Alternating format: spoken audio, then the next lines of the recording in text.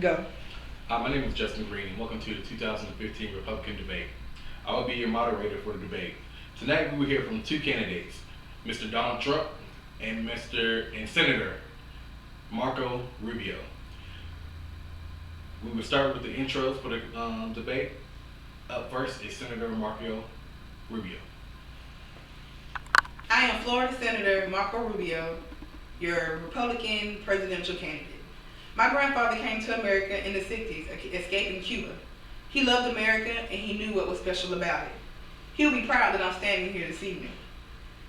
He felt that I was blessed and that a son of a bartender and a maid could do anything that I was willing to work hard to achieve. I am proud to serve in the Senate, but now it's time to turn the page and allow a new generation of leadership into the country. That's why after 4.5 years of being in the Senate, I decided to run for president. I realized that none of the things that I told the country that I would do once I was elected was going to be solved if we kept promoting the same people into higher and higher ranks inside of the government. To set a new president in Washington, we need a new president in Washington. We need a president that understands that this economic transformation we are going under is a perfect time to embrace free enterprise economy, not abandon it. We need a president that when sworn in, will raise his or her right hand and support the entire Constitution, including the right to religious liberty, the right to bear arms, and God-given right to life. If I have the opportunity to serve in the highest office in the nation, I will live by that promise and I will live by that creed. When I'm president, I will empower our people rather than our government, and I will do that by recognizing that you cannot have strong people without strong families. But too often, especially in recent years, Washington has tried to compete with the family instead of support it. It has persecuted and prosecuted those who are trying to go in a new direction that people are trying to take us. It has punished marriage, the foundation of family life, by overtaxing married people instead of single people. It has made it harder for parents to keep what they earn. If I have a plan to empower the government the way that it empowers families to thrive in the modern economy, and a major component of this is to reform the family leave policy that I am introducing. I said that one of the reasons why I was privileged is because I grew up in a home with two parents that were a constant presence in my life. This was an advantage for me. That's why I struggle as a parent being in the public eye, even though I chose this life. It pains me to have to miss games and field trips, but this problem isn't unique to me. All families and all parents go through this. The greatest threat to American families is having to choose whether to be there for your families or meeting basic financial needs. Our law mandates that employers mandate 12 weeks of unpaid leave to families with certain medical or family medical issues like a new baby or elderly parent with declining health or personal health crisis. But it has proven to be inefficient because taking unpaid leave is not always a viable option. I believe we can fix this problem creatively by fixing our free enterprise principles in a way that allows businesses to choose to offer more family paid leave. To do this, we should provide 25% non-refundable tax credit to any business that offers between 4 and 12 weeks of paid leave.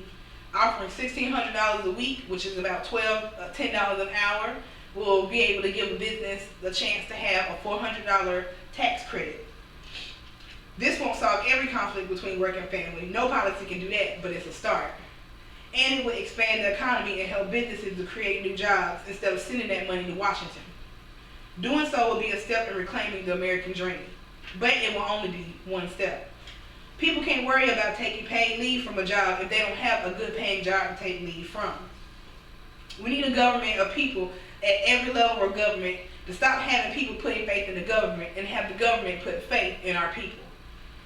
By the year 2020, I hope I will be able to say that we have made our business tax code globally competitive, that we've repealed Obamacare and we placed a cap on regulations, that we made our country the top place to create jobs, and as a result, people are creating thousands of jobs and millions of high-paying jobs, and our innovations are once again the driving force in the world. In the year 2020, we want to be able to say we've reformed our higher education system and made it more affordable and more accessible to every American, and as a result, people are earning degrees that allow them not only to make just $10 an hour, but put them in the workforce making $70,000 a year or more. That millions are emerging from the burden of student loan debt, and that high schoolers are graduating with certificates that are allowing them to immediately enter into good paying jobs. I want to be able to say that we secured our borders first, and that our legal immigration system is working and is based on what you can contribute to the economy, not based on you having a family member here. I want to say we've done what we needed to have Social Security saved and Medicare saved without having to make changes to those who are currently on it. I want to say our economy is growing at a historical rate and the national debt is being brought under control. In the year 2020, I want to have the reformed tax code to encourage marriage rather than punish it, and we make it easier for parents to afford the cost of raising their children, and as a result, our families have found financial security in that they are raising strong children with strong values. That's what I want to be able to say in 2020. Also, no candidate for president can claim to stand on the side of our people if they do not believe that every person has the right to exist. That's why the issue of right to live is more than political or policy related. It's a human rights issue.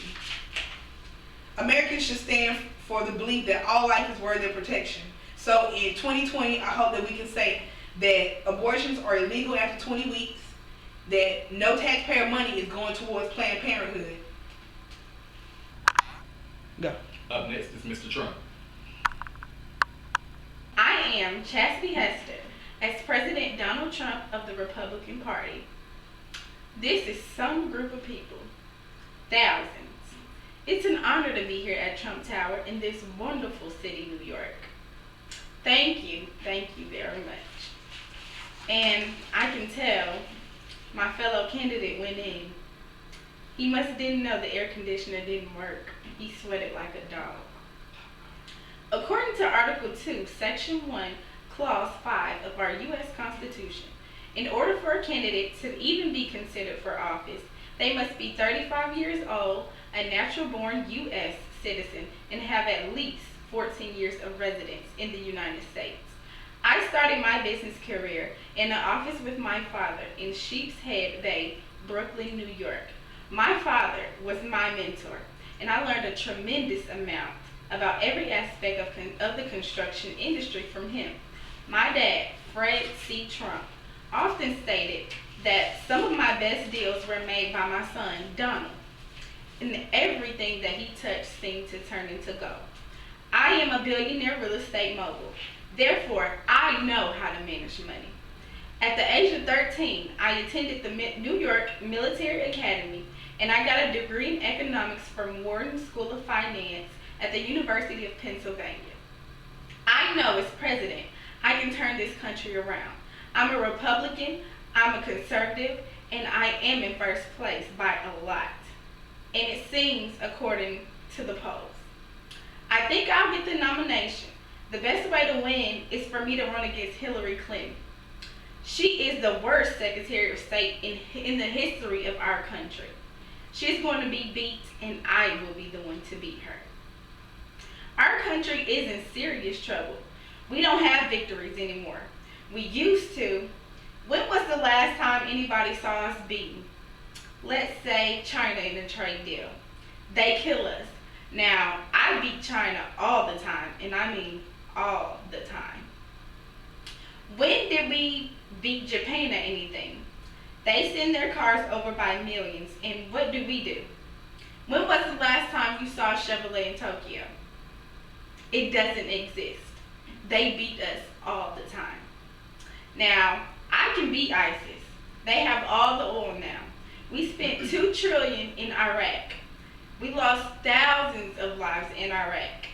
We had wounded soldiers all over the place, and still, what do we have? Nothing. Our gross domestic product was below zero. Our real unemployment rate is anywhere from 18 to 20%. Our people need jobs. They don't have them because China has all the jobs. And Mexico. They have all of our jobs. I will bring back all the jobs from China, Mexico, and Japan, and all over the place for our people. I will be the greatest jobs president that God ever created. Now, we have this disaster called the Big Lie, Obamacare. This has to go. The deductibles are through the roof. You have to get hit by a tractor, literally, to use it because the deductibles are so high, which is useless. We spent $5 billion on a website that doesn't even work. Obamacare kicks in 2016, and it's a disaster. I have a buddy that's he's a doctor and he's quitting. I'm going to appeal Obamacare so that it is much less expensive for our people. We need a leader that can take care of this country. I will make our military stronger than ever. We need somebody that will make this country great again, and I am that leader. I'm totally against free trade. We don't have a good negotiator right now, as we can see. We have to protect our country. Free trade can be wonderful if you got smart people, and that I am. Go. Immigration is a heavy topic for candidates. Starting with Senator Rubio, what are your views on immigration? Legal immigration isn't something I read about in the newspapers. Immigration, illegal immigration, all the good aspects and the negative aspects as well, I live with. My neighbors are immigrants. My neighbors are immigrants. My in-laws are immigrants. My family is immigrants. So I've seen every aspect of it. And I can tell you, America doesn't have one immigration problem, it has three. First, despite the fact that we are the most generous country in the history of the world in allowing people to come here legally, we still have people coming illegally. Second, we have a legal immigration system that no longer works. It is primarily built on the basis of if you have a relative living here, not married. And third, we have 11 or 12 million people who have been here longer than a decade, who are here illegally, and we have to deal with these three problems. We cannot deal with these three problems in one massive piece of legislature. We've tried it that way. Here's the way forward. First, we must secure our border with the wall. But we also need an entry-exit tracking system. 40% of people who are here and are here illegally come here legally and they overstay their visa.